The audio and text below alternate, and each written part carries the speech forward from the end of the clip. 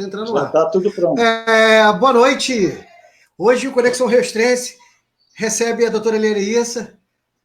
Ela hoje está trabalhando no Hospital de Campanha de Angra. Ela atua em uma área muito sensível, né? E por isso, as duas vezes que ela esteve para estar aqui, ela não pôde, porque precisavam dela lá. E a gente entendeu isso, sabe que é um momento atípico.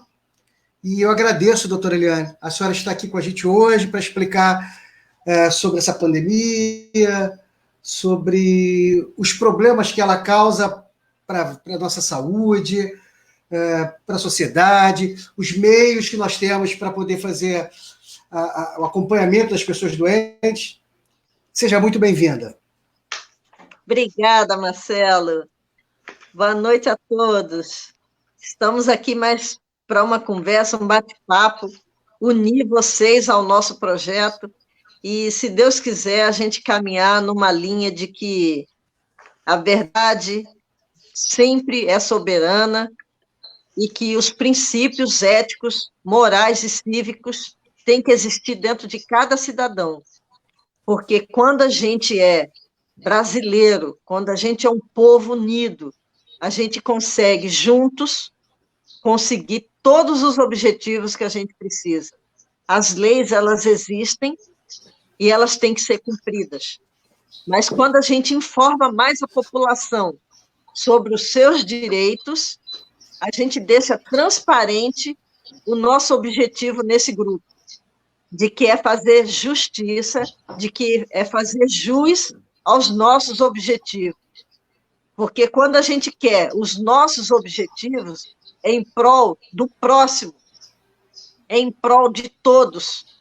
E é essa consciência que eu acredito que o Covid veio trazer na população, não só no Brasil, mas no mundo, que nós devemos ser mais humanos, que nós devemos crer que a população merece se desenvolver, merece progredir, porque somente com o progresso, somente com a união e a humanização entre as pessoas, nós vamos conseguir fazer com que a gente consiga mais objetivos sólidos e concretos. E aí, Paulo?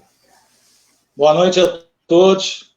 Primeiramente, gostaria de agradecer a presença de todos que estão na nossa live.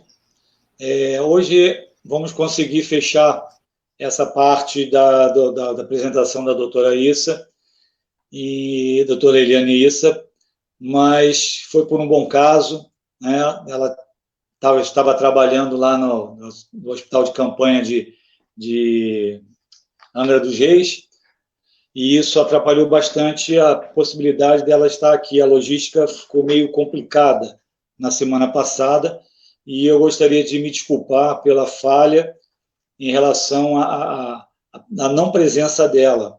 Mas, infelizmente, a estrada estava meio carregada e ficou desumano trazê-la até nós para poder fazer uma live depois de um dia inteiro de trabalho. Mas vamos lá. Doutora, vai ter que ser a senhora respondendo, porque eu vou perguntar um monte de coisa para a senhora. Em relação a essas 2 semanas que a senhora passou lá no Hospital de Campanha, qual foi a sua percepção? A Covid, ela já começou a ficar mais branda, ou nós ainda estamos naquele momento do pico, do crescimento, né?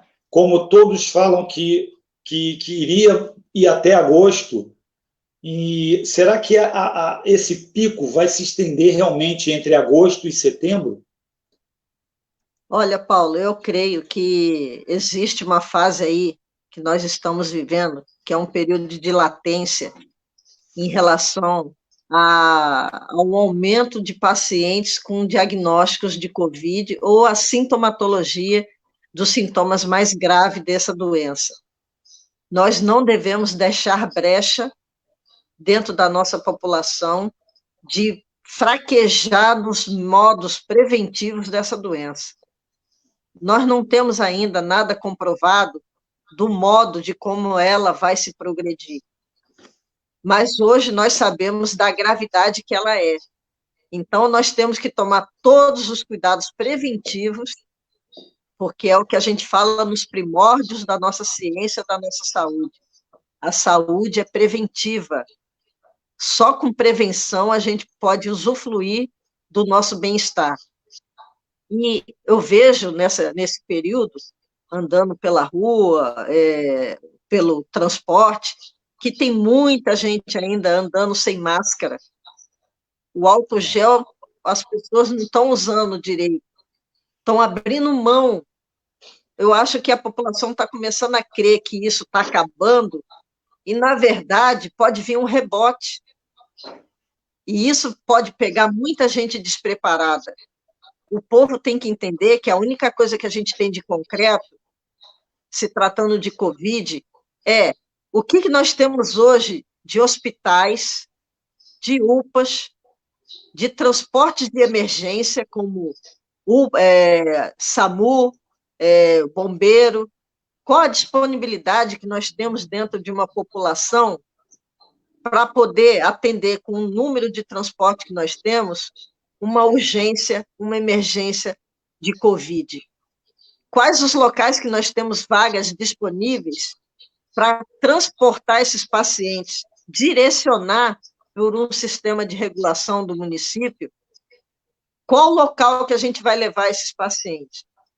E os jovens têm que entender que a gente não pode abrir mão desse direito de prevenção, não só para nós mesmos, mas para os nossos idosos, nossas crianças, os mais vulneráveis, que ficam em casa. Temos que voltar àquela fase de vamos manter aquela doutrina. O progresso é contínuo e constante. Eu aprendi agora que o Covid, ele tem uma constante. Ninguém pode falar que ele acabou. Então, como é que nós, cidadãos, nós vamos abrir mão dos nossos direitos de prevenção? Usar o álcool, usar máscara, andar na rua só quando estritamente necessário, ir no mercado para fazer compra, não precisa de todo mundo. Sabe, aqueles cuidados necessários para a prevenção dessa doença. A vacina ainda não está determinada. Os testes estão em andamento. Aí eu pergunto, quem tem coragem de correr o risco? Quem vai ter coragem de carregar na consciência, na hora que vê um parente dentro de casa doente, e fala assim, poxa, mas eu não tive sintoma nenhum. Todos nós hoje, no período que nós temos do Covid, a consciência e a certeza, muitos já estão com o exame IgG positivo. Muitos não tiveram sintomatologia, mas já passaram pela fase da doença. Só que os idosos vão ter sintomas, os idosos correm risco, porque eles têm pressão alta, diabetes, problemas reumáticos. Então, a gente tem que fazer esse cuidado todo e não deixar de incutir na população o desejo da proteção, do amor, porque na televisão hoje, que eu praticamente tenho uns canais aí que eu deletei da minha vida, só fala de óbitos. Como é que a gente vai incutir na população a vontade e o desejo de crer que vai tudo melhorar? Cabe a nós, que estamos assim à frente do povo e da população, botar um desejo de que isso vai passar, de que isso vai melhorar, de que tudo vai melhorar, que isso aí, se você estiver doente, nós da área de saúde, cada vez mais com um sentimento humanizado para a população, do bem-querer, do melhor fazer, de dar ao povo, como lá em Angra, eu tenho orgulho de estar trabalhando naquele projeto, a gente dispõe para a população os melhores meios diagnósticos que hoje nós temos cientificamente reconhecido para tratamento do Covid, ultrassom, tomografia, exames de laboratório, internação com mais de 100 leitos, leitos de enfermaria. Então, a gente cuida do paciente na hora que ele faz o diagnóstico, interna o paciente, leva ele para uma adaptação numa enfermaria. Nós conseguimos, através da nossa médica do CTI, que é uma pessoa fantástica, lá em Angra dos Reis, doutora Viviane, um modo de compilar dentro da equipe profissionais com o mesmo propósito de salvar vidas, unir toda a sabedoria e expertise de todos os profissionais, unindo forças para melhor atender a população. Então, hoje se fala muito, sabe, Paulo e Marcelo? Cadê a UPA? Cadê a tenda? Cadê isso? Cadê aquilo? Não é mais momento de ninguém perguntar uma coisa dessa. Não é mais momento de ninguém falar de respirador. Está escrito na Constituição Federal, no artigo 2º, a saúde é um direito fundamental do povo e cabe ao Estado prover as condições indispensáveis a esse meio disponível para a população. E cadê os municípios que não correm atrás dos seus direitos, de pedir apoio para o Estado? O Estado não vai procurar você, não. Você está precisando de alguma coisa, você quer isso, você quer aquilo. Você, como município, você tem uma prefeitura, você tem uma gestão de saúde, você tem um secretário de saúde, você tem seus gestores financeiros, você tem as suas regulações para poder exigir. Eu nem digo exigir, porque até que me prove o contrário, eu não vi que está faltando. Agora, o que está faltando são pessoas de boa índole fazer cumprir o que a lei determina. A lei só existe para aquelas pessoas que sabem para que ela serve. E a gente sabe aqui que tem muita gente que não sabe o que é a lei. O peso da lei em algumas pessoas ainda não pesou. O que está pesando hoje com o Covid na população e no ser humano e no mundo é o peso da consciência e a mão de Deus sobre cada um. Porque só quando a pessoa fica no leito de uma UTI e ela olha para os lados e só tem um teto para ela olhar, ela vai lembrar de que Deus existe. Mas eu esqueci dele na maior parte da minha vida e agora eu estou precisando dele. Ele vai me atender? Vai. Deus nunca abandonou ninguém. Agora, vão aprender que o que abandona a gente é as condições de saúde, a equipe médica atenta e atualizada, a equipe de enfermagem a postos, os maqueiros, os serviços gerais que estão ali para fazer toda a higienização, porque enquanto você está doente sobre um leito, que eu chamo de morte, porque a sensação é que você vai morrer, é você sentir falta da higiene, da limpeza, da nutrição, de uma comida agradável para você, entendeu? Aí é quando a gente lembra, na saúde, não é o médico para atender o paciente, é o paciente para atender o médico de uma forma humanizada, aceitar os seus preceitos religiosos, morais, éticos, e nunca esquecer que os pacientes têm seus hábitos e os seus costumes. Porque quando o paciente está no leito ali, e hoje todo mundo frisa muito, sabe? Respirador, monitor, isso, aquilo. Não. Para quem está no leito, se você cuidar do paciente para dar um banho, para você dar uma comidinha que ele sente vontade de comer, eu tenho um orgulho muito grande pela equipe de nutrição lá de Angra dos Reis, do qual, quando eu tive internada, eu fiquei só de CTI, foi 20 dias, e eu falava para as meninas, eu queria muito comer uma comidinha, porque eu não gosto de carne, eu queria comer uma verdura. Aí elas falavam, doutora, o que a senhora quer comer? Aí eu falava, um brócolis, uma couve-flor, uma berinjela. Elas faziam aquilo para mim, e não é porque aquela doença eu poderia morrer. Elas faziam de coração. E hoje, para um paciente se recuperar de uma doença dessa, é muito importante você agir com humanidade, com respeito, com carinho, porque segurar a mão de um paciente desse, que todos nós sabemos pelos exames dele, clínico, laboratoriais, de tomografia, que ele é um paciente grave, e você fala para ele, tenha fé, aguenta firme, olha, todos nós estamos aqui em prol da sua saúde.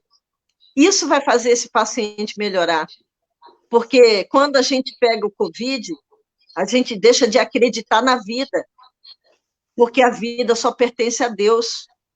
Mas são os amigos que estão ao nosso redor que faz a gente ali do nosso lado, segurando a nossa mão, que eu tenho um carinho muito grande por toda a equipe médica de Angra dos Reis, que ficaram ali, que chegavam em mim, que botam a mão no paciente, que examinam o paciente, que hoje a gente quase não vê isso, e fala assim, aguenta firme, você vai superar, você vai suportar, e você está ali, meu Deus, eu quero morrer hoje, não aguento mais um dia, porque é horrível.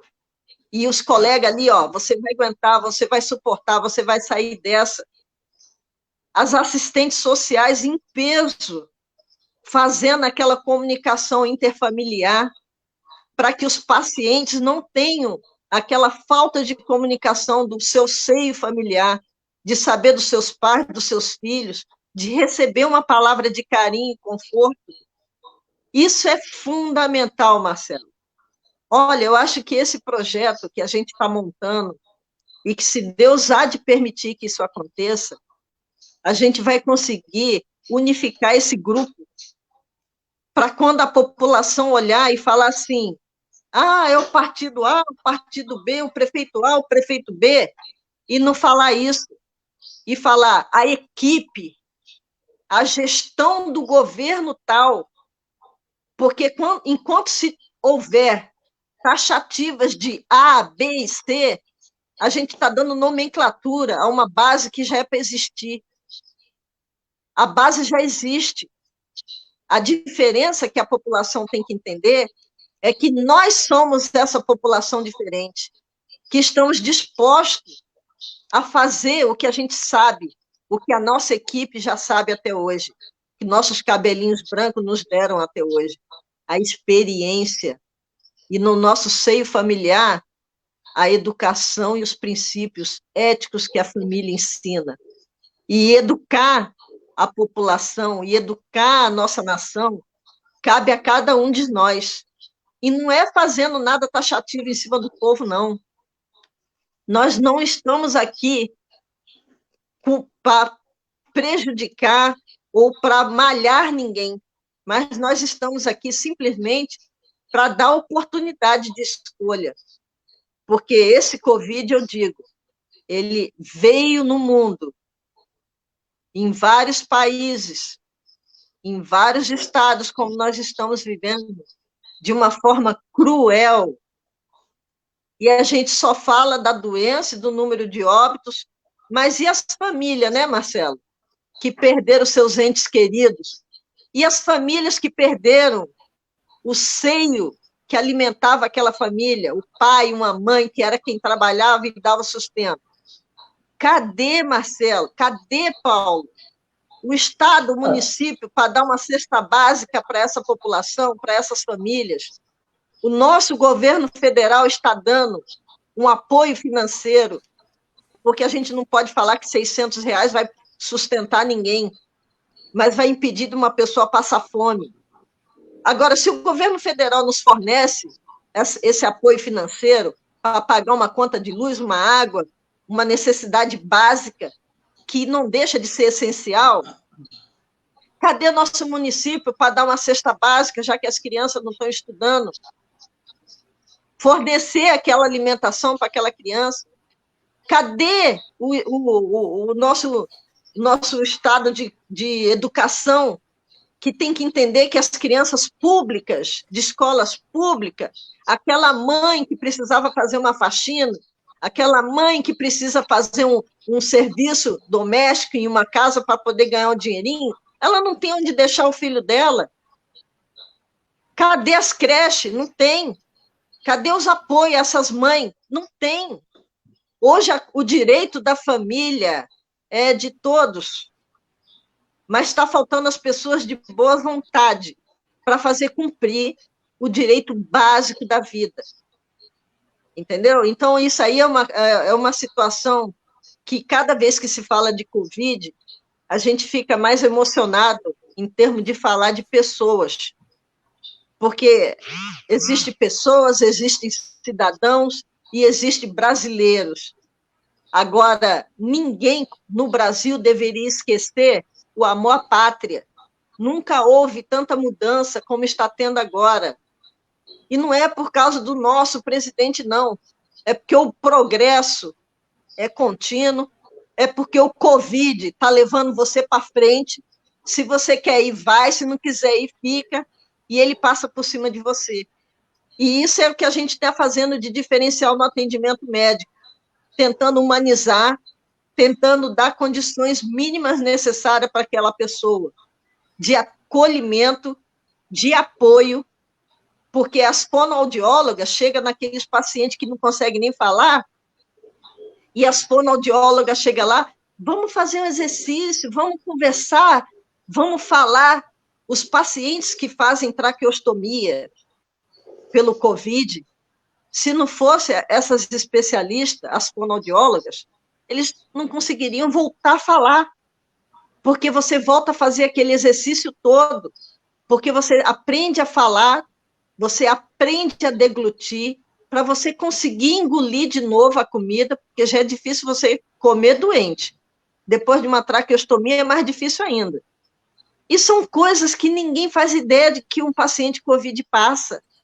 E essa doença tem que ser mais explorada, mais falada para a população, para que eles tenham acesso a esse tipo de doença e a consequência dela.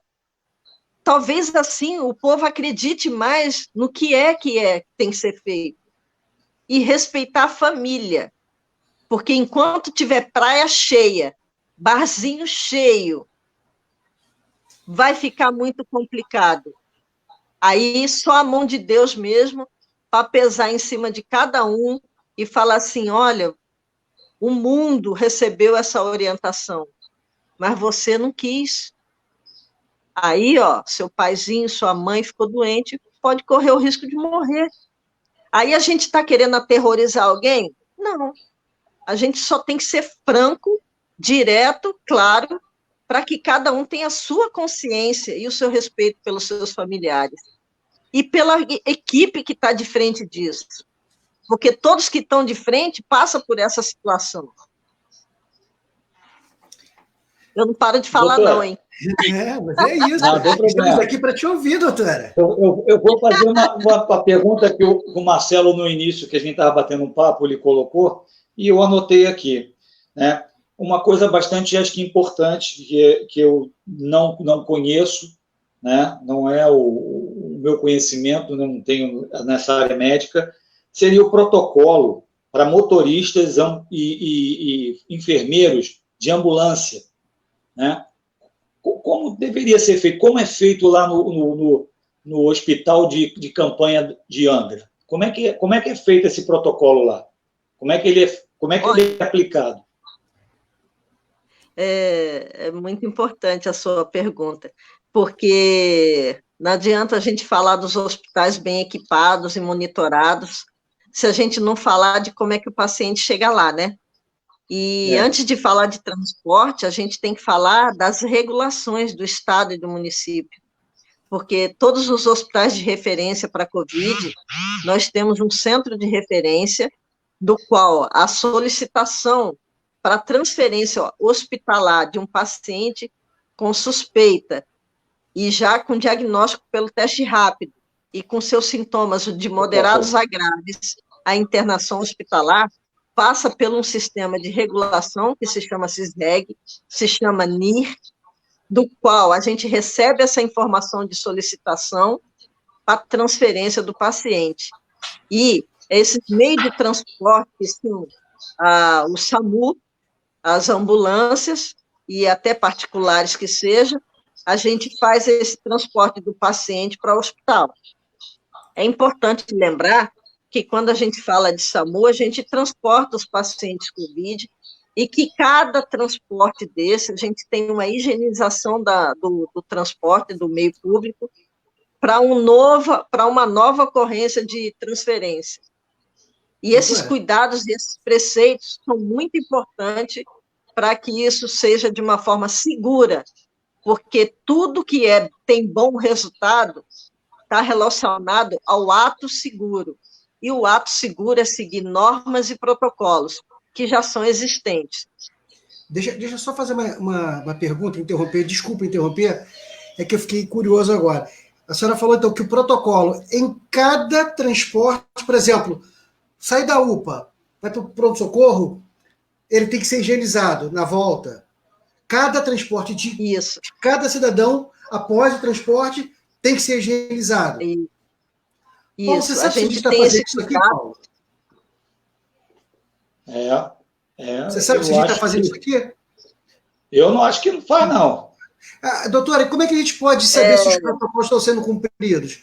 A gente faz um requerimento, a gente pergunta a algum órgão federal ou municipal de fiscalização? Pode me ajudar nisso?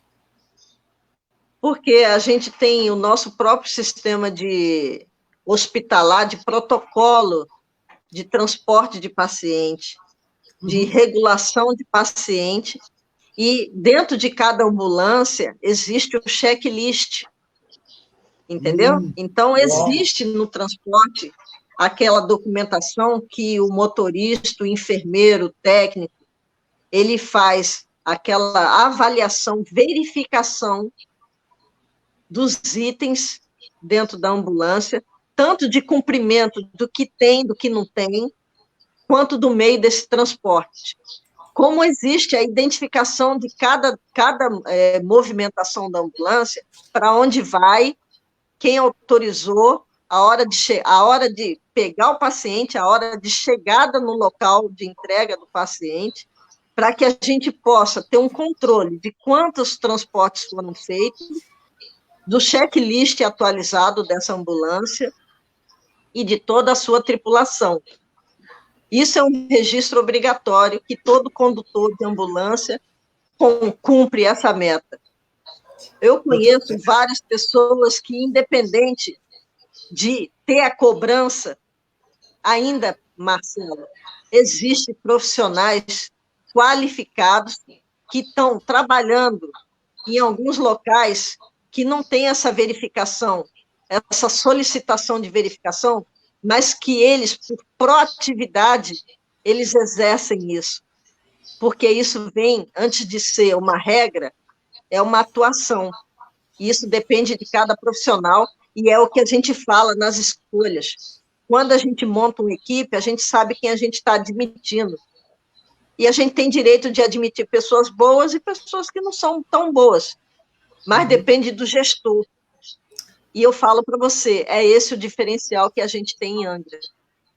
O gestor é bom, a saúde é boa, os diretores são excelentes. Nós tivemos um caso aqui, um motorista de Rocha Leão, de uma ambulância. Ele foi fazer um socorro. O protocolo é que exista pelo menos um enfermeiro nesse transporte para poder pegar a pessoa, analisar se ela tem condições de entrar, de ser carregada naquela ambulância. É um protocolo. O motorista não tem essa obrigação. E ele relatou aos órgãos competentes a ausência de enfermeiro e a ausência de um protocolo. Sabe o que aconteceu com ele? Foi afastado. A pessoa fez a coisa certa e foi afastado. É o que acontece no nosso... Por isso eu perguntei sobre o protocolo da Covid.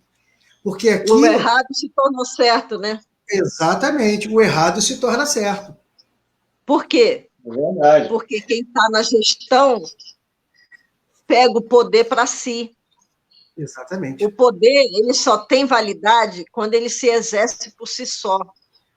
Porque o poder já existe, eu não preciso impor isso a ninguém.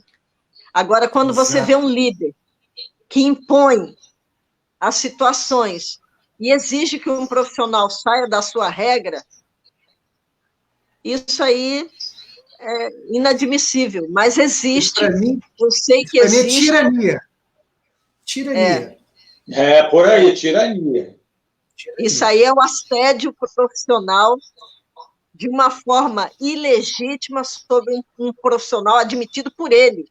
Exatamente. Porque se fosse de outra instituição, você fala, errou na escala da função tal.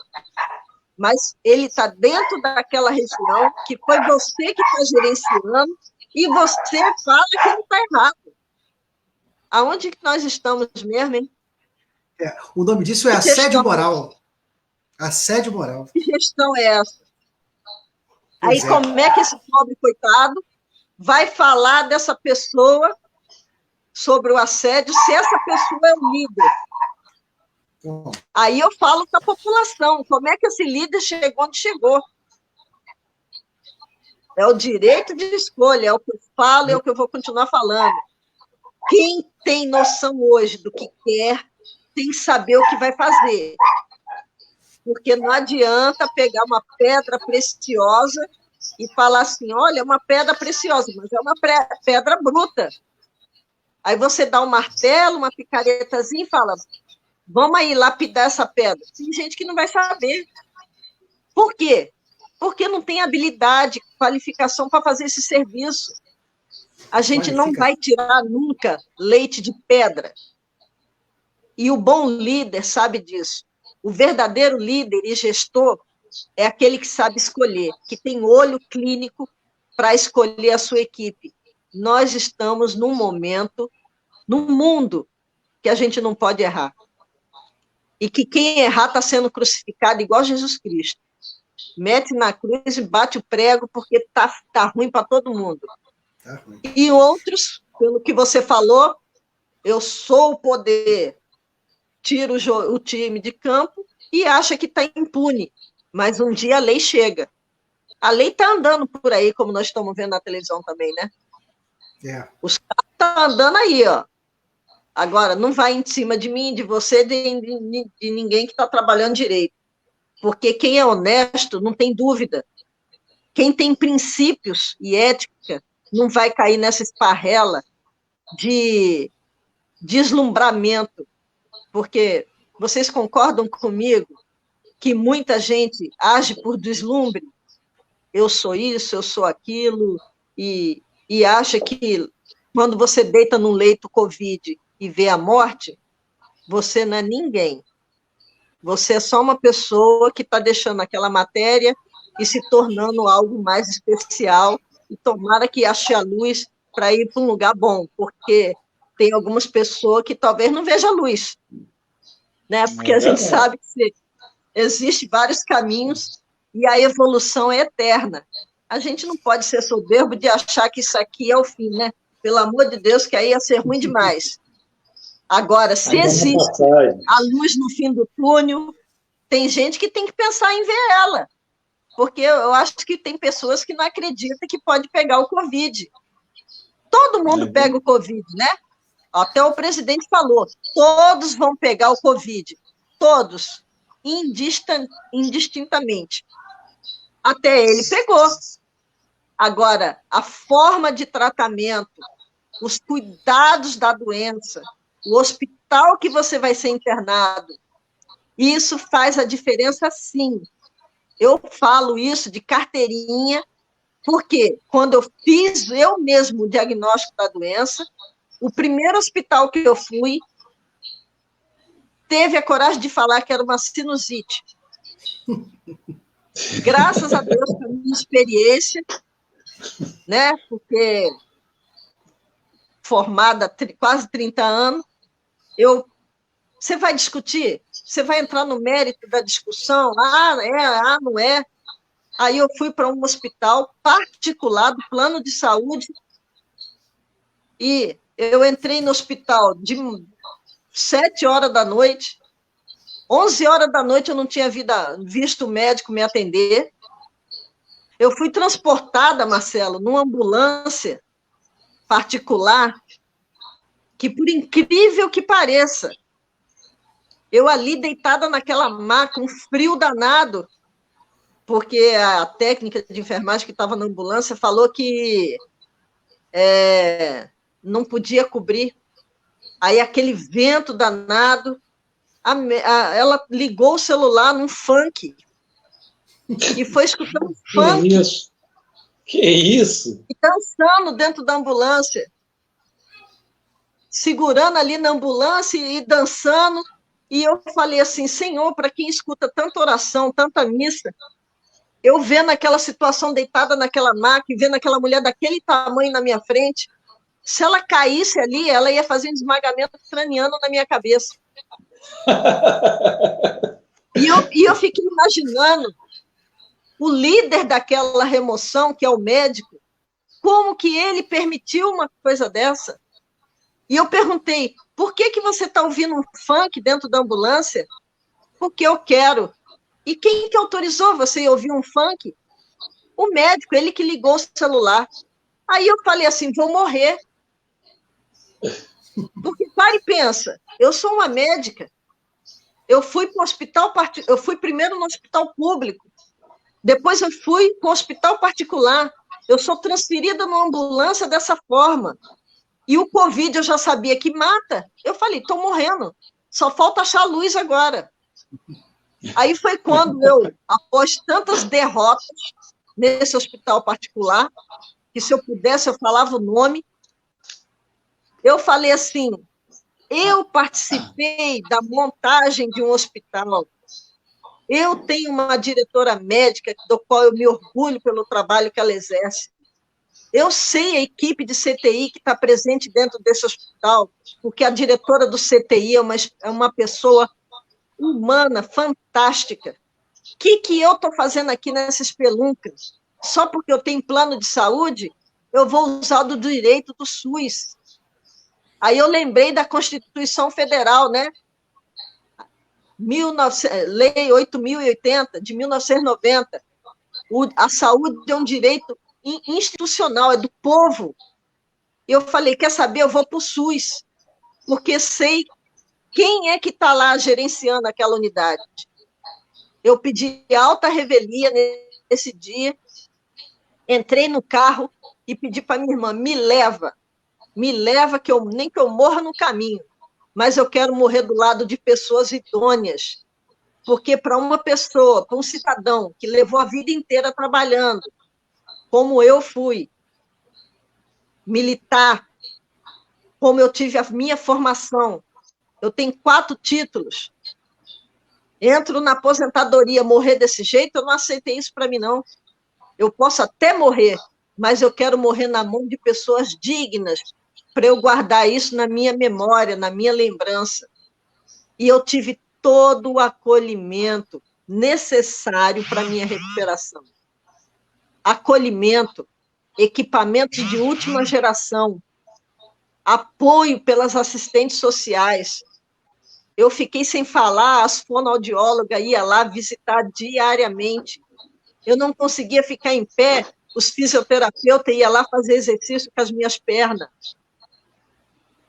Hoje, por exemplo, mesmo em recuperação, eu posso dizer que o Covid é tão ruim que para um homem, se cair o cabelo, tanto faz. Mas para uma mulher, quando ela começa a perder o cabelo dela, fica a coisa mais horrível do mundo.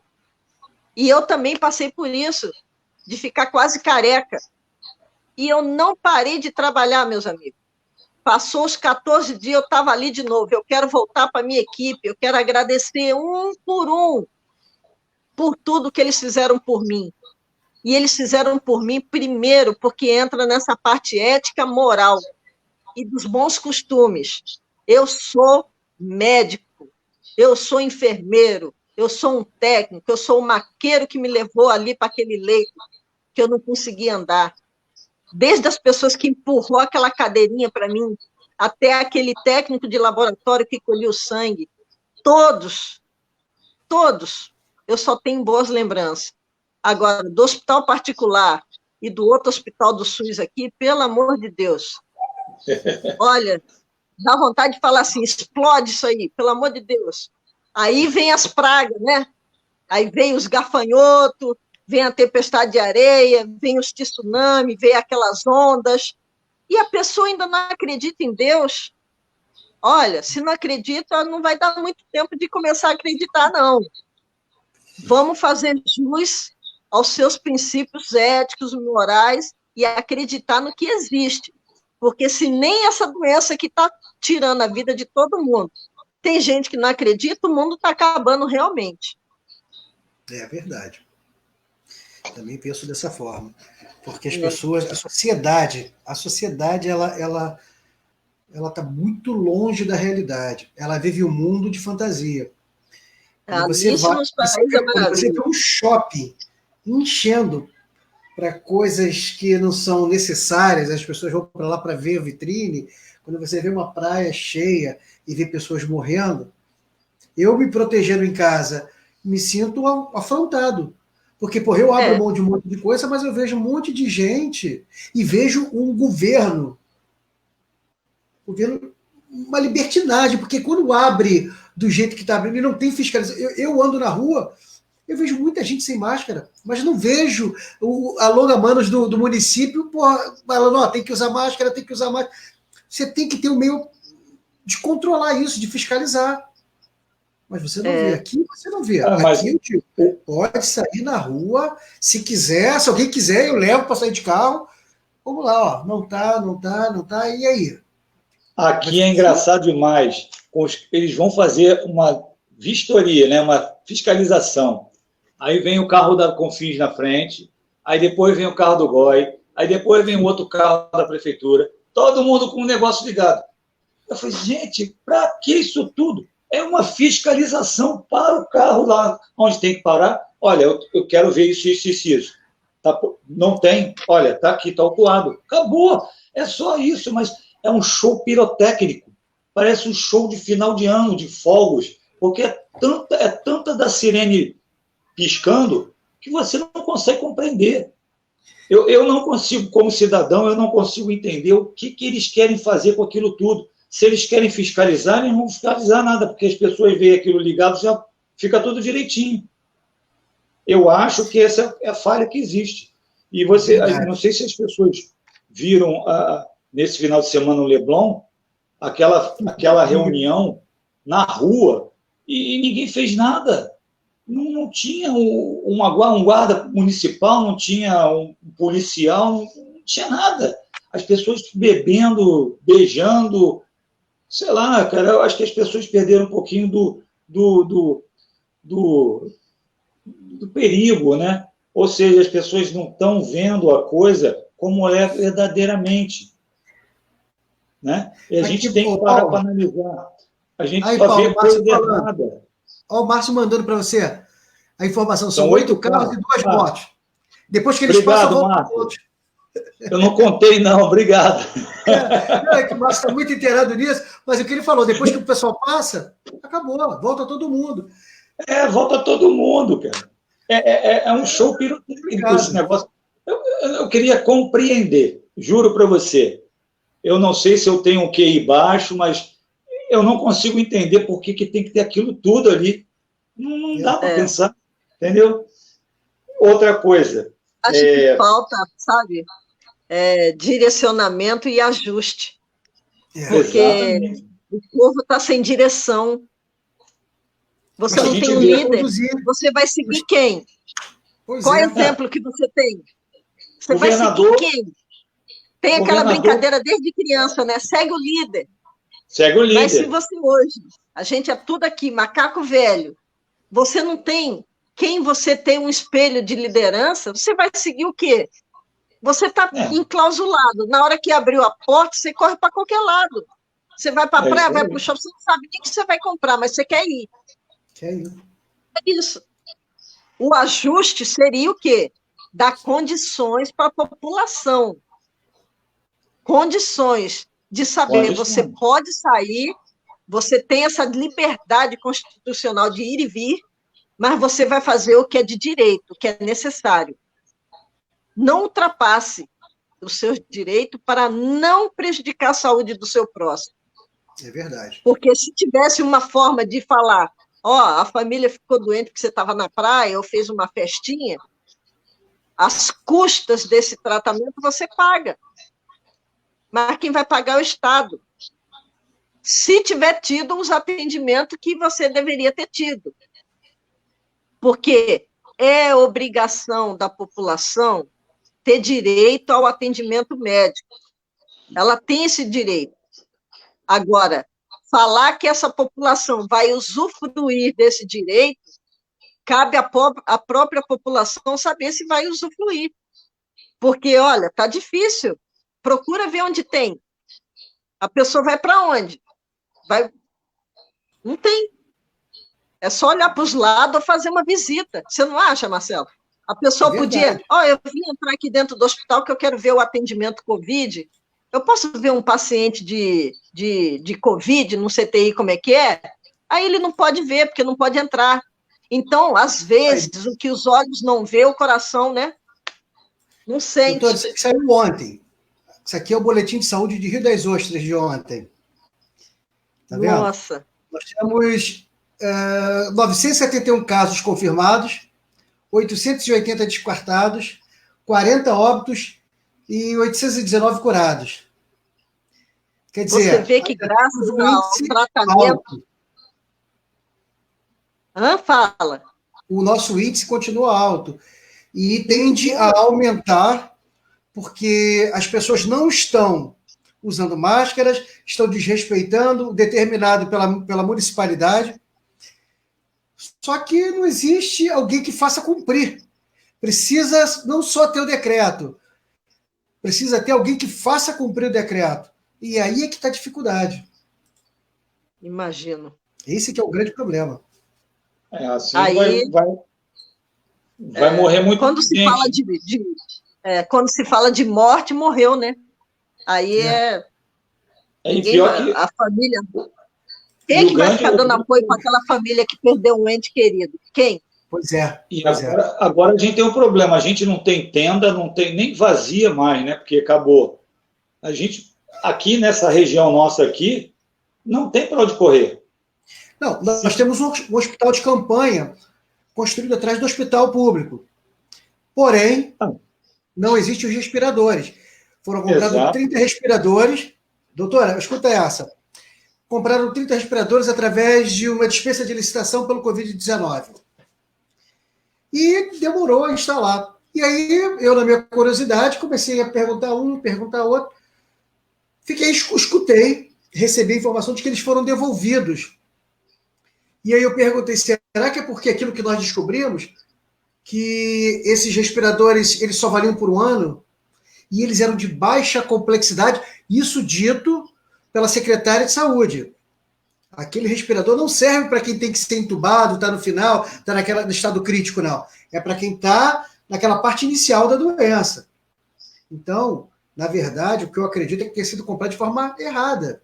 Não serve para o que se propôs. E aí foram devolvidos. As camas, o vereador ontem, numa live nossa, falou que as camas são as antigas, são as velhas.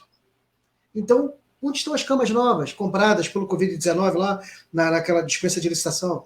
Aqui, fizeram a inauguração de uma coisa que não existe. Um absurdo, né? Mas fizeram a inauguração do hospital de campanha de Rio das Ostras, pago com dinheiro municipal. Foi o que o líder do governo falou. Só que pagou o quê? Não temos nada, só temos a tenda. Só temos a tenda com cama velha e 3 pessoas lá dentro. Um respirador, 1 ou 2, não sei. Aí o Crivella, o prefeito do Rio, mandou para cá 15 respiradores.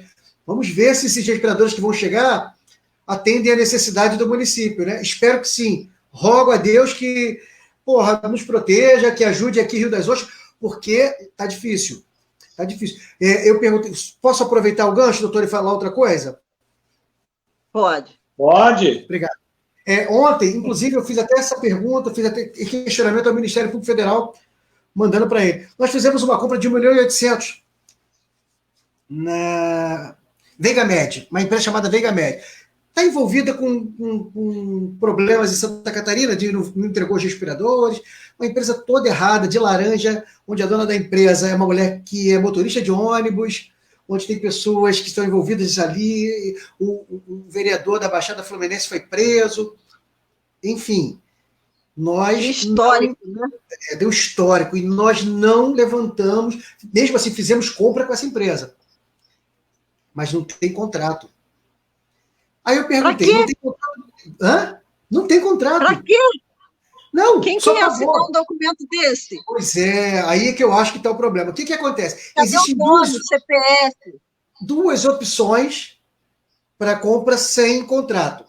Se o valor for baixo, que não é o caso, 1.800.000 acho um valor considerável, ou se foi tudo entregue de uma vez só.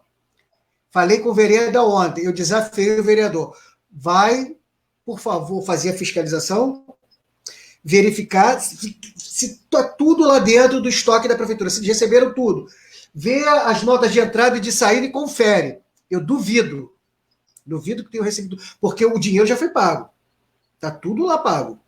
Mas não tem contrato e duvido que tenha sido entregue tudo. Se for, eu já me antecipo e peço desculpa por essas palavras, mas eu duvido. Um problema. Eu sigo você. Pois é. Aí A gente já conhece, né, a história. Cadê o direito de assegurar cada paciente, né? Porque não é nem direito, é dever assegurar a cada paciente o seu direito de usufruir pelo Estado, pelo seu município, dos melhores meios diagnósticos científicos existentes, para que esse paciente tenha uma melhor recuperação diagnóstica, terapêutica e até mesmo de reabilitação. Porque quem é paciente COVID depende da reabilitação. E essa reabilitação pode se tornar 100% se esse paciente foi bem conduzido tecnicamente pelos profissionais habilitados e qualificados e indispensavelmente pelos equipamentos e instrumentos utilizados durante o seu tratamento, na sua internação hospitalar. Então, para a gente montar um CTI, não é falar que abriu um CTI e botou um respirador lá dentro. Isso aí está virando uma novelinha. É verdade. Entendeu? A gente precisa de vários equipamentos, monitores, bombas infusoras, medicamentos. Isso tudo é um controle rígido, rigoroso, para que isso não funcione. Deve ter aqui. Não tem. Sim, isso não tem aqui.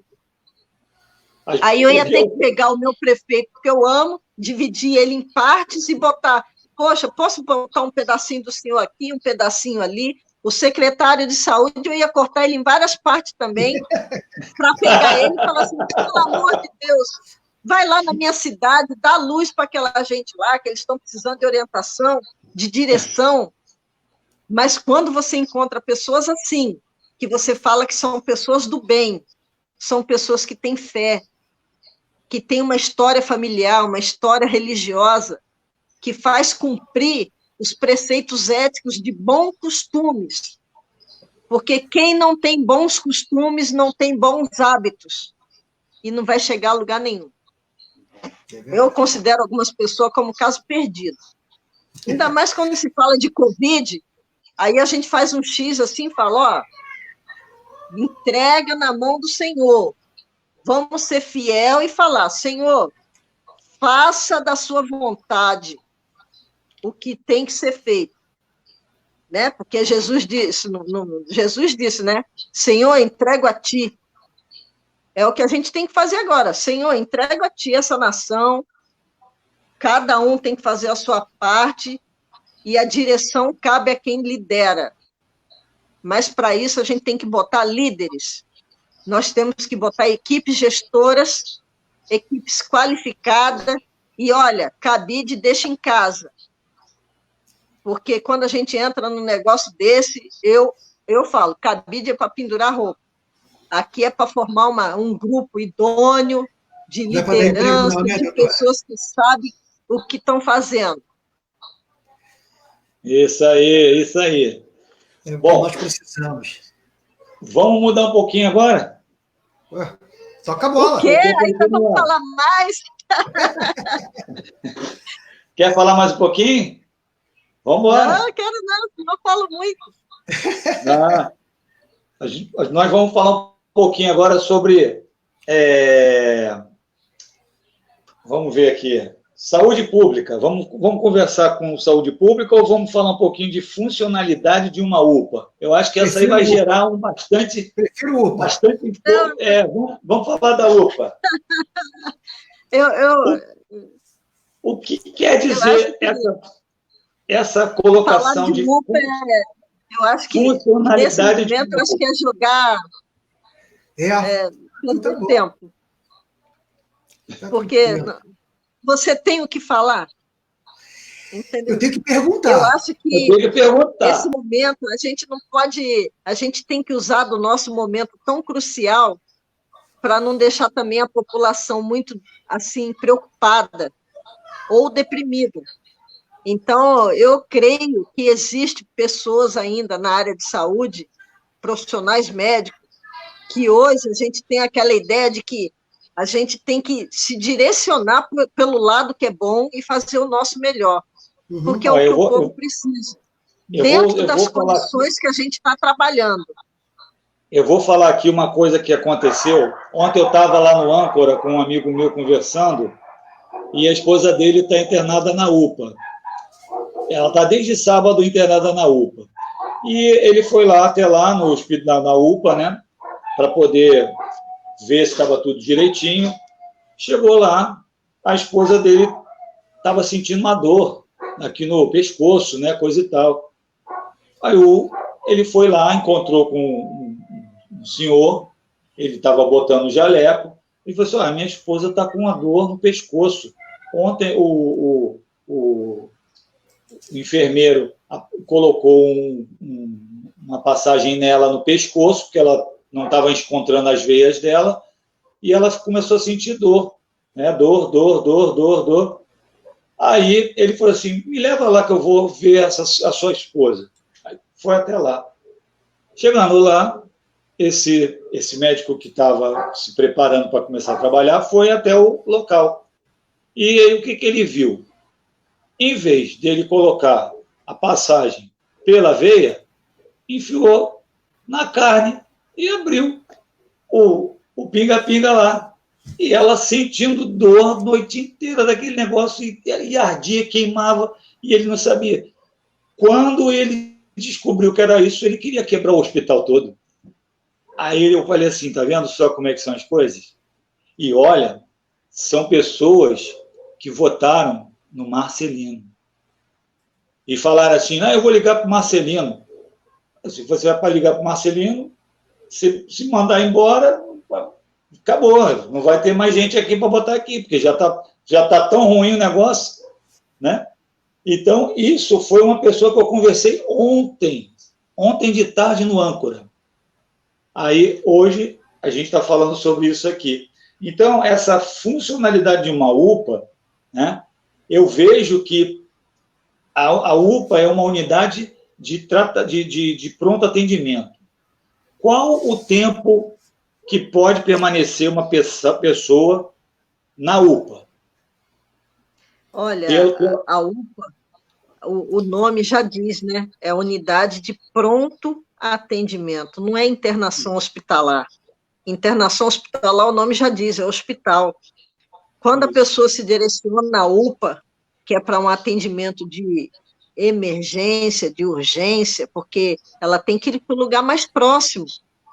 Aí a UPA está ali para fazer o diagnóstico mais prontamente necessário para conduzir, por transferência de regulação, esse paciente já com diagnóstico e com o início do tratamento iniciado, para uma unidade hospitalar.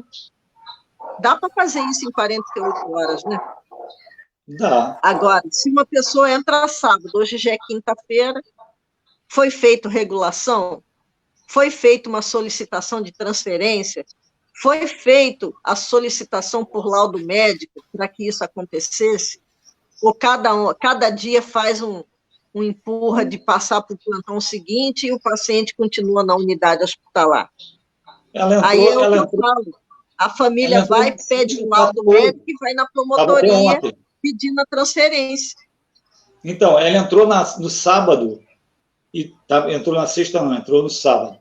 Ela entrou no sábado, ontem ainda estava lá, e hoje eu acho que ainda está lá também.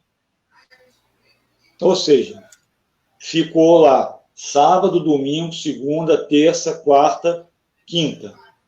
Vamos dizer, eu falei com ele na quinta, são 6 dias. A gente pega e fala, a pessoa está tendo atendimento. Né, Paulo? Ela está tendo atendimento. Mas ela não está tendo as condições que se fazem necessário para o tratamento do diagnóstico da doença dela, porque esse período todo aí já foi feito o diagnóstico.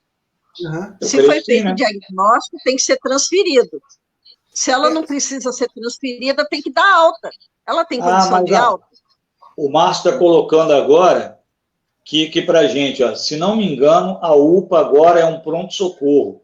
Transformou a UPA no pronto-socorro. Foi? É o que o Márcio está falando. Daqui? E o pronto-socorro daqui? Deve ter virado para a Covid, né? Eu não...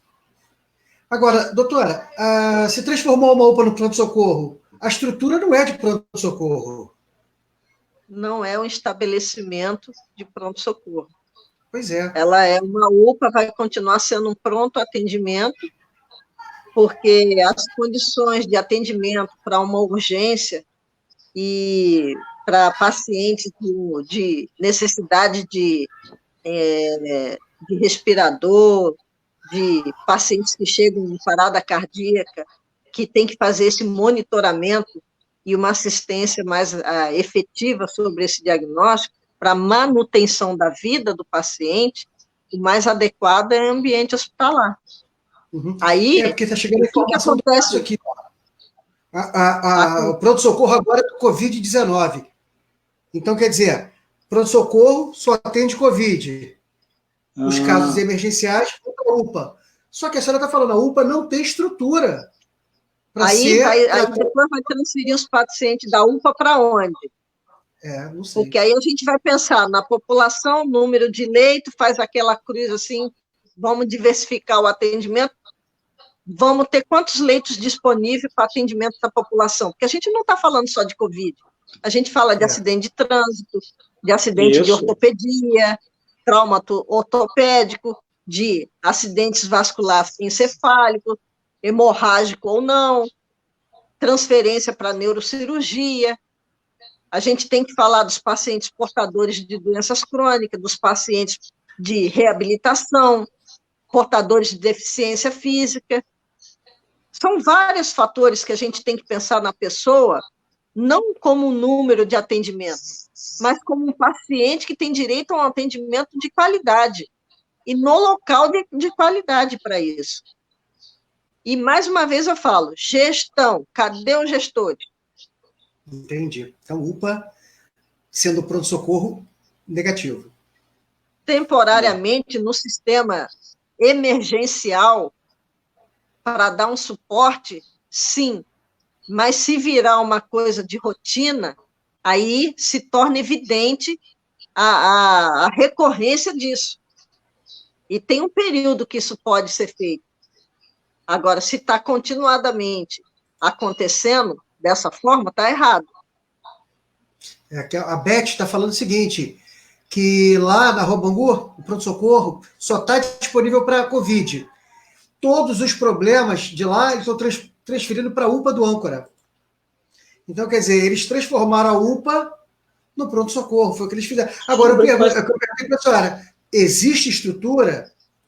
Acredito que não. Não. É complicado. Porque quando você registra um estabelecimento desse, você tem, pela lei, aquela documentação de registro para que serve e para que vai ser atuar aquele estabelecimento. E você não pode mudar uma estrutura que não é nem física, né? Porque a UPA não é uma estrutura física, que eu esqueci o nome agora, temporária, e falar que aquilo lá vai ficar dando atendimento. Aí, Paulo, Marcelo, aí a gente fala de saúde pública mesmo, né?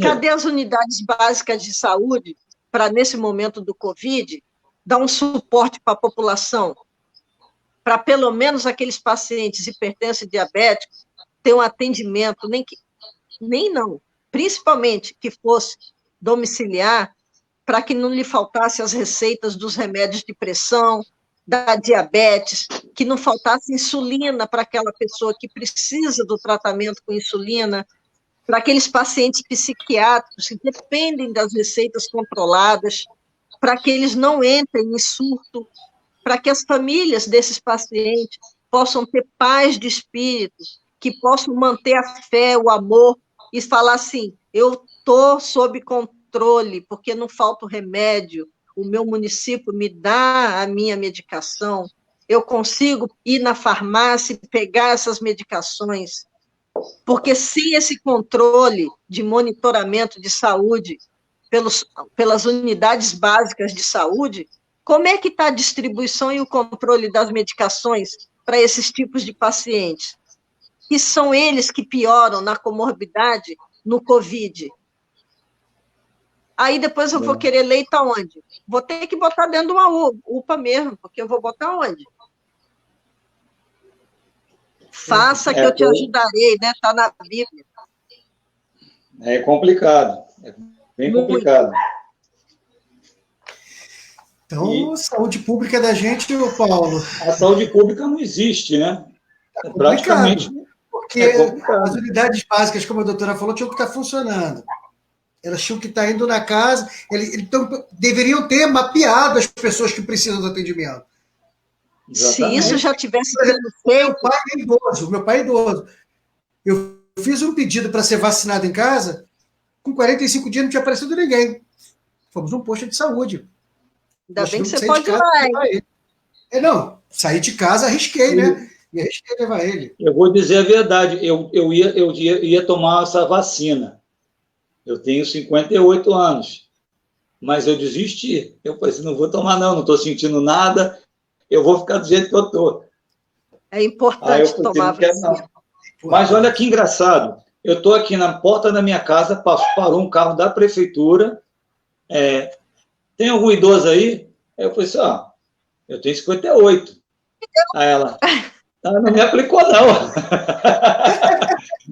Garotão, pô. Aí ela falou assim, quando você já pode ir no posto. Eu falei assim, mas eu não quero, não, eu estou bem assim. Eu não vou, não. Paulo, posso fazer uma pergunta para a doutora? Posso fazer uma pergunta para ela? Pode? Pode. Doutora, então vamos... Não me bote em saia justa. Não, de jeito nenhum, de jeito nenhum. Eu vou pedir uma visão. Por exemplo, nossa cidade, 150 mil habitantes. Como a senhora vê um projeto que atenda às necessidades básicas da população? Se a senhora fosse uma secretária de saúde, que a senhora tem competência para isso, o que a senhora mexeria primeiro? Onde a senhora... Qual a ferida que a senhora atacaria primeiro? Olha, eu posso dizer aqui agora, mediante eu já ter passado por essa situação entre a vida e a morte, de que eu acredito numa plataforma de saúde pública e preventiva. Mas, para isso, ela tem que ser direcionada por todos nós, acreditando no mundo melhor. Porque enquanto cada um, gestor ou político, ficar olhando para si mesmo, a gente não vai direcionar o nosso país, a gente não vai botar a benefício do nosso povo as ações que são obrigações de cada um de cumprir. Então, quando a gente pensar em saúde preventiva, na unificação disso, a gente vai botar as unidades básicas de saúde, a gente vai trabalhar na saúde preventiva, nos postos de saúde, no atendimento básico da população, para instigar nesse povo a prevenção e fazer disso a promoção da saúde dessa população através dos atendimentos qualificados, dos centros médicos especializados, de todas as especialidades que aquela região necessita, através de, como você falou, do monitoramento, de saber o mapeamento da cidade, aonde eu tenho mais hipertenso, onde eu tenho mais diabético, entendeu? Aonde eu tenho os idosos que precisam de atendimento pela neurologia, aonde estão os nossos pacientes queridos e necessitados, que necessitam do tratamento pela psiquiatria, onde entram nossos pacientes portadores de necessidades especiais, que necessitam de um transporte para ir no médico. Por que o médico não vai até o paciente? Cadê nossas ações de saúde? Isso tudo é mapeamento, é mapa, pegar, dividir em partes e botar a região A, B, C, D, o centro A, B, C, D. Eu quero saber o que esse centro faz, aonde ele está atingindo, aonde ele está indo. Eu quero saber a lula que existe em cada centro desse e os bracinhos dela, para onde ela está alcançando. Eu não quero fantoche. Eu não quero pessoas que dizem, eu faço, eu penso. Eu quero resultado. O povo quer resultado. Promessa, o povo vai na igreja. Nós estamos aqui para falar, eu sei, eu vou fazer. Agora, se for para prometer, vamos todo mundo começar a orar junto. Porque a ideia todo mundo tem. Agora, fazer depende do grupo, porque ninguém faz sozinho. Tem que estar unido. Por isso que eu acredito no que a gente está propondo. É isso aí. É isso aí. Fala aí, Paulinho. Olha... Eu acho que por hoje... 1h11 de live. Olha, uma hora e praticamente 15 minutos, a senhora falou ininterruptamente. Eu acho vou que beber minha água de coco. Não consegui beber essa água de coco. Foi muito esclarecedor. Foi um assunto, assim, hoje é a principal preocupação da população, de quem acompanha, quem cumpre e de quem não cumpre os deveres do decreto da municipalidade. Eu, por exemplo, que cumpro, fico preocupado com quem não cumpre. Mas quem não cumpre, tem certeza que está vendo essa live também. E vai ver o mal que ele pode causar a outras pessoas. Isso é que é triste, né? Gosto de fazer o que é certo. Isso é triste, né? Porque eu cheguei aqui na cidade em 1964 e eu era uma criança pequena. E o que acontece? Eu vivenciei várias etapas da cidade. Quando a cidade se emancipou, eu já era adulto, né? Eu comecei a vislumbrar algo diferente na cidade. Eu falei assim, Rio das Ostras realmente vai ser aquela pérola, vai se transformar naquela pérola, né? E a gente viu, com o passar do tempo, que a pérola não aparecia. Tinha a casca da casinha, mas a pérola não aparecia, né? E hoje, depois de muitas passagens, idas e vindas, né, a gente vê que a cidade falta praticamente tudo. Não tem praticamente nada. É uma cidade hoje que a gente pode falar que de turismo não tem. O turismo daqui, o turismo que a gente consegue fazer na cidade é algo que já se não utiliza no mundo inteiro há muito tempo. Para fazer turismos assim, tem que ter uma infraestrutura gigantesca, que seria o turismo de massa, né? E na nossa cidade, o que a gente consegue fazer é mais o turismo de massa do que, propriamente dito, o turismo verdadeiro, né? Trazer conforto para as pessoas, levar as pessoas para conhecer os pontos turísticos da cidade, enfim, de vários segmentos. Eu não vou falar de turismo só, não, porque senão eu vou voltar numa área que é para mais para frente. Mas a gente precisa mudar a cidade. A gente precisa mudar essa cidade. A gente precisa fazer com que a cidade realmente ela entre nos trilhos. Ela não está no trilho, né? Ela anda um pouquinho, sai do trilho, anda um pouquinho, sai do trilho, anda um pouquinho, sai do trilho. E a gente não vê as coisas acontecerem. Manutenção.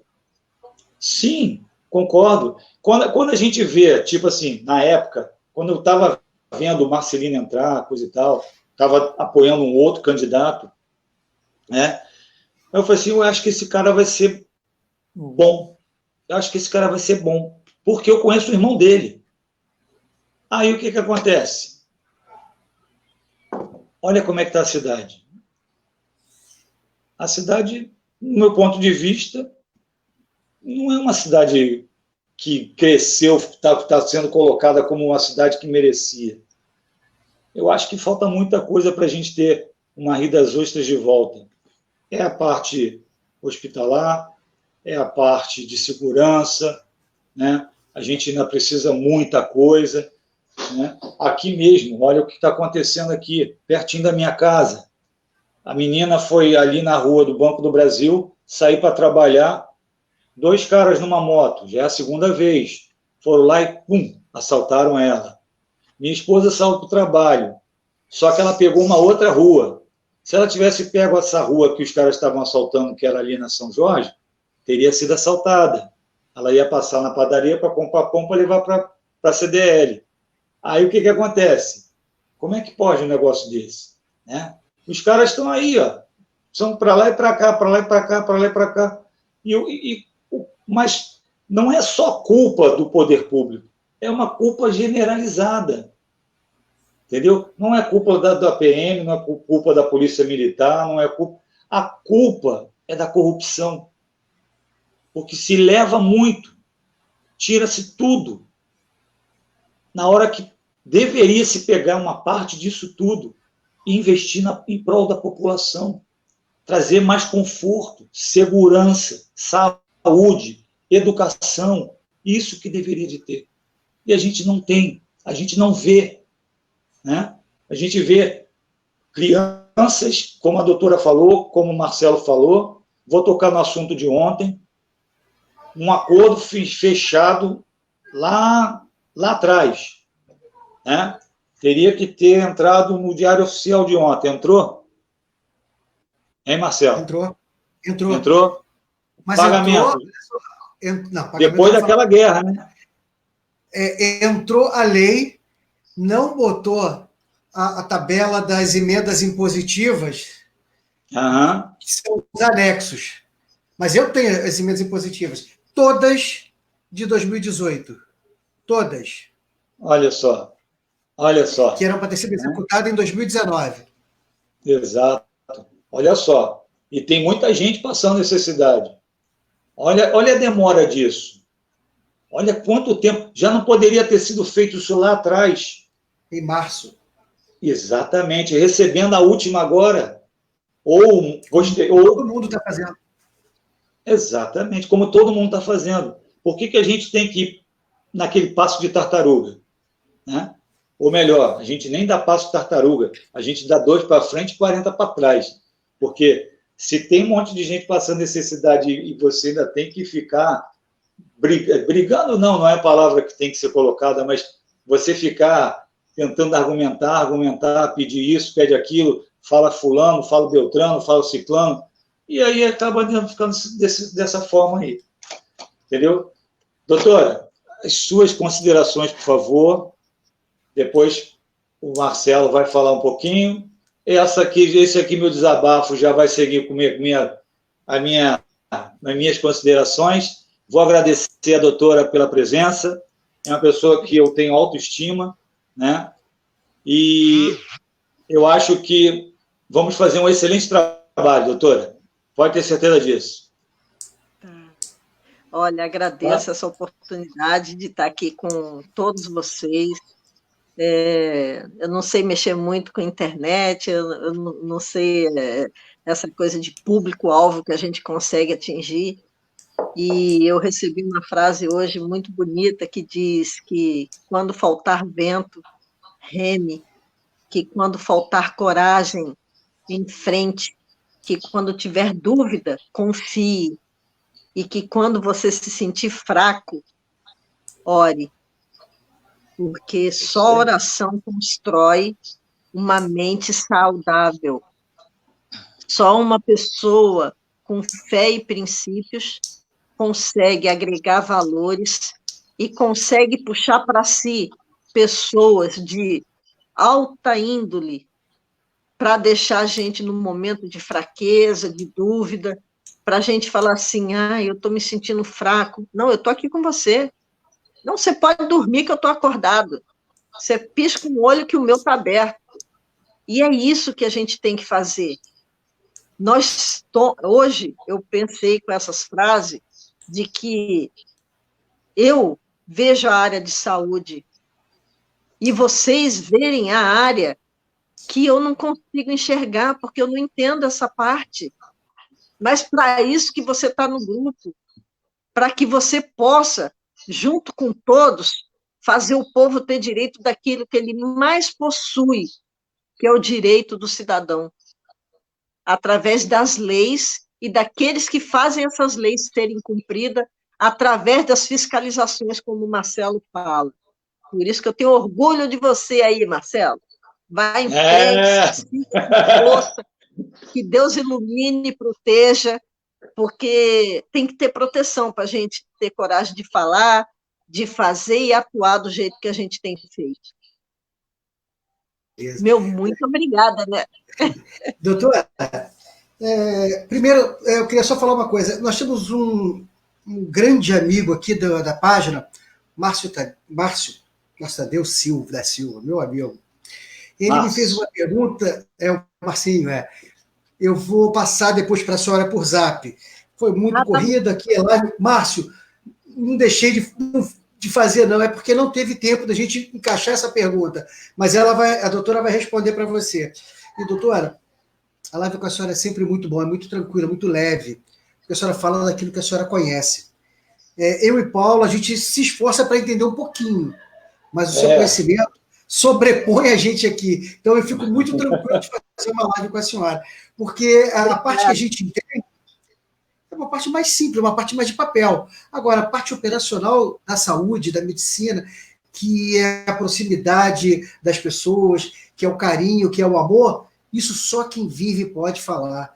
E a senhora vive isso há 30 anos, como a senhora falou. É muito tempo, é muito carinho, é muito amor. Espero que as pessoas que estiveram na live entendam o seu recado, porque é muito difícil no mundo como o nosso hoje ter alguém que se preocupe com o próximo. Eu brigo aqui, eu não quero ser político, não quero ser nada, eu não estou aqui contra ninguém. Eu quero que fique bem claro, porque algumas pessoas pensam assim, o Marcelo, eu nunca apareci, o Conexão Rios Tracy, nunca apareceu minha cara, e um dia apareceu, eu falei assim, agora deixa, já foi, né?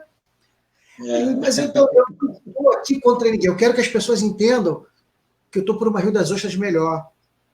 Assim como algumas pessoas que circulam a gente, né, Paulo? Também querem isso. A gente vai criar uma Rio das Ostras melhor com pessoas melhores e com um gestor. Não adianta botar ninguém, a minha opinião, botar ninguém que vá ser primeira vez. A gente não tem mais tempo de errar. Não. A gente precisa andar. Precisa de pessoas que conheçam o que faz. A senhora é um exemplo para mim. Existem pessoas... Esse Márcio que eu falei, você estuda muito, conhece de tudo um pouco, e de algumas coisas entende muito.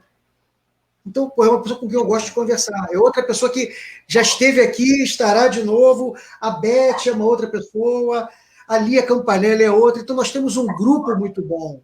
Nós temos um grupo de pessoas que estudam, que leem, que podem transmitir uma segurança maior para a população. Quando eu falo segurança, não é segurança física, é uma segurança de vida, uma segurança de você se sentir um munícipe, se sentir um ser dentro desse local. A gente precisa salvar Rio das Ostras. A gente precisa salvar Rio das Ostras. E eu agradeço a senhora pela explicação, pela ajuda, por transmitir esse conhecimento para as pessoas, mostrando que a Covid é perigosa e a gente precisa se prevenir. Muito obrigado. Peço a todos que curtam a página, nos sigam, para a gente aumentar o nosso número de pessoas que vão receber material, porque não é só live. Eu escrevo, a gente faz uns vídeos. Por exemplo, amanhã existe uma entrega de cesta básica. Vou mostrar o que é uma cesta básica. Não é o que teve... Aquilo que teve aqui, a minha vizinha recebeu a cesta básica. A primeira coisa que ela faz é jogar o leite e o café fora. Não dá para servir para os filhos. Eu sou contra isso. Eu acho que tinha que ter alguém para verificar a qualidade. O vereador verificou a data de validade, mas vamos verificar a qualidade. Não adianta você comprar, eu comprei isso, mas dá para o pessoal consumir? Não dá, Paulo. Então, não dá. Ah, só porque a pessoa é hipossuficiente, precisa daquilo para viver, você vai dar o ruim para ela? Porque ela é obrigada a aceitar?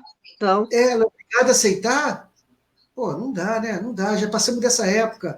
Essa política uma tristeza isso. A gente não dá para o próximo. Não é isso. Essa cesta básica já era para ter sido entregue há muito tempo. Ela está 3 semanas dentro de um galpão, parada. E eu não entendi, né? Por que não distribuíram logo as crianças, né, esperando o açúcar. Agora, o leite e o café desiste. Não dá. Doutora, muito obrigado. Obrigado a todos que nos acompanharam. Estaremos novamente aqui na segunda-feira. Estou programando 3 tópicos. Primeiro, uma pessoa que teve um problema durante o parto, né? Uma violência obstétrica. A criança ela quase perdeu a criança. Se ela aceitar já na segunda, faremos segunda Carol. Ela teve esse problema. Um outro tópico que eu vou falar é sobre as secretarias que não funcionam dentro de Rio das Ostras. Não sei se em outros governos também nós tivemos esse problema, mas eu vou dizer os problemas que existem dentro de uma secretaria independente do governo, né? E o terceiro, nós estaremos com um advogado e vamos tentar falar do crime corriqueiro, não crime comum, né? Agora, crime ambiental, por exemplo, me interesso muito pela parte ambiental. Uma pessoa que conhece, uma pessoa que já milita há muito tempo na área e pode nos esclarecer muita coisa. A pauta está aberta ainda, não fechei a pauta, não. Eu acho que amanhã, até sábado, está fechado e a gente começa a divulgação. Mas estamos fechando isso aí tudinho. Se Deus quiser, vamos conseguir segunda-feira fazer uma pauta legal. Quarta-feira, nós teremos a presença do vereador Rodrigo da Aposentadoria, vereador Misaías e a Claudineia, que é da Pestalozzi. Isso. Quinta-feira, Paulo ainda vai botar a pauta dele, vai ver se vem falar sozinho sobre turismo ou vai trazer alguém ainda, né, Paulo? Não, eu vou fazer o mesmo sistema da doutora. Vou falar 1h30. Não. Vai trazer ninguém. Não, a gente não fala mal de ninguém. A gente fala a verdade. Vai falar a gente não fala mal de ninguém. A gente fala a verdade. Se a pessoa está no erro, a gente não tem como fugir disso. Igual você está cagando no trilho. Se tem um poste na frente, você não tem como desviar, está no trilho. O conteúdo dessa live, ela não tem como falar mal de ninguém, né? A gente vai falar sobre o que vai... o que eu estou querendo mostrar é o que vai acontecer, né?